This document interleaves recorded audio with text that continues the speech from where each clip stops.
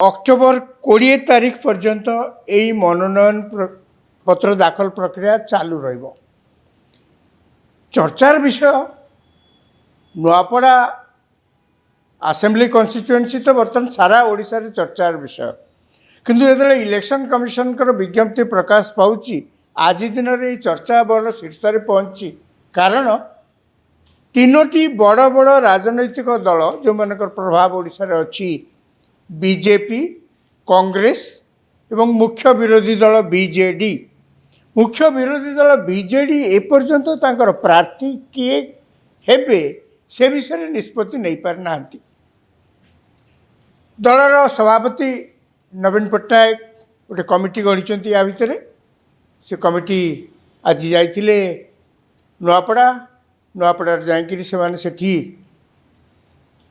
कौ प्रार्थी देले तांकर जितवार संभावना अधिक रहिबो से विषय जहाँ जहाँ सब तथ्य संग्रह करी आणिकी नवीन पट्टनायक को जनइबे एवं तापर दल निष्पत्ति नब क्या प्रार्थी करिबो। मुख्य विरोधी दल रे ए प्रकार परिस्थिति हबार कारण होउछि जे सेठी विधायक थिले राजेंद्र ढोलकिया, सी चार थर विधायक मंत्री थिले मध्य एवं नुआपड़ा अंचल जड़े लोकप्रिय नेता।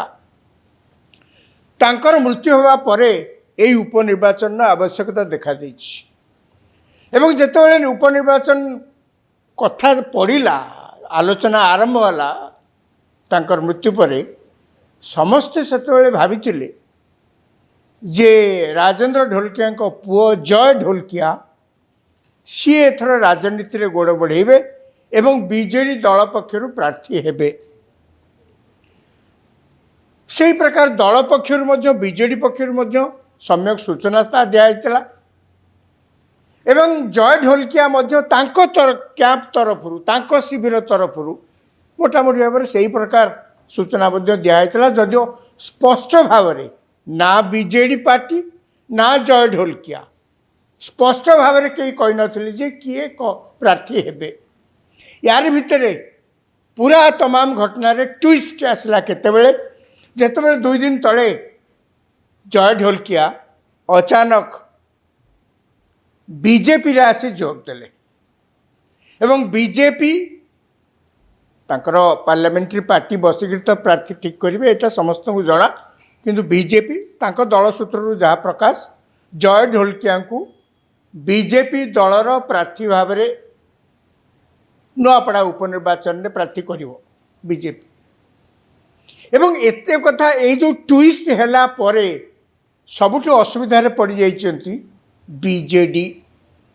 कहीं ना बीजेडी वर्तमान काहाकू प्रार्थी करिवो तांको भितर भालानी पड़ी। जय ढोलकिया से चलीगला परे आउ कहवा गले बीजेडी दल रे कई लोक नांती जहाँ को प्रार्थी करिवे। अवश्य एक सत जहाँ आमको दिशुची प्रार्थी नाहंती बोली बीजेडी दल में अनेक अच्छा यथा जो जो ना सब शुणा जाउची बीजेडी दल तांको विचार करुच्ची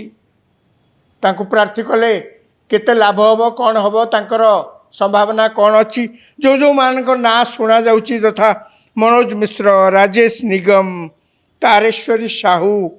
अवनी जोशी, भानु प्रताप माझी इत्यादि इत्यादि अनेक ना शुणा जाउची। ता भर क्या प्रार्थी बीजेडी करिवो ए पर्यंत स्थिर करना जहाँ दिन 2 दिन भितर बोधे जना पड़ो बोली सूचना मिलूँ। वर्तमान देखंतु बीजेपी रो अवस्था सेठी जेतेबेले राजेंद्र ढोलकिया थिले कहया गले बीजेपी रो अवस्था से जगार किछि एते भलो नथिला। काहेकि नथिला ना निश्चित भाव में नुआपड़ा अंचल रे बसंत पंडा जड़े वरिष्ठ नेता बीजेपी रो थिले, सी एमपी थिले एवं तांको पुओ एथर मध्य बीजेपी प्रार्थी हवापाई आशायी थिले। अनेक लोक थिले तांको भितर तांको पुओ मध्य आशायी थिले, किंतु कौनसी ना कौनसी कारणरू बीजेपी आउ तांको पुओ को बा अन्य कहारी की दबापाई सेठी कौन ना कौन कारणरू पसंद करू नथिले। तेणु बीजेपी रो जो माने सुप्रीम नेता राज्य रे जो माने बड़ नेता अछंती एवं दिल्ली रे मध्य सेमान भितर आलोचना होइकरी सेमाने कहले जदि जय ढोलकिया को आम दल को अणा जाइकरी प्रार्थी करा जाई पारे ताहले आमे बीजेडी जो जो समर्थन थिला ताकू मध्य आमे पाइबा एवं बीजेपी जो पॉकेट समर्थन अच्छी ताकू मध्य आमे पाइबा तेणु इलेक्शन रे जितवा आम पे सहज हम ए फर्मूला काम कला जय ढोलकिया मध्य देखिले जे बीजेडी आउ क्षमतार नाही वर्तमान क्षमतार बीजेपी एवं बीजेपी बेस निजर स्थान को आस्ते आस्ते आस्ते आस्ते सरकार को आसला परे बेस सुदृढ़ करिवार लागिछि सरकार का भावमूर्ति मध्य भल अच्छी जहाँफल कि लोकंर आस्थाभाजन हवा सहज हम प्रथम थर पे पाद देवे राजनीति रे बापा राजनीति करते 4 थर एमएलए थे मंत्री थे से अलग कथा किंतु तांको पुओ तांको अवर्तमान रे राजनीति रे पाद देवे तेणु सी कहीं से डंगा न बाछिबे जो थे अंततः नई पारी हो पारे तेणु ये जो निर्वाचन बैतरणी पारी होगापी जय ढोलकिया स्वाभाविक भाव बीजेपी की बाछिले सी भी राजी हेले बीजेपी रे जॉइन करने एवं सी तांकर जो माने सब समर्थक समस्ते आसी बीजेपी रे जॉइन कले आमे जेते कथा कहले भी कथाटा कौन से सहज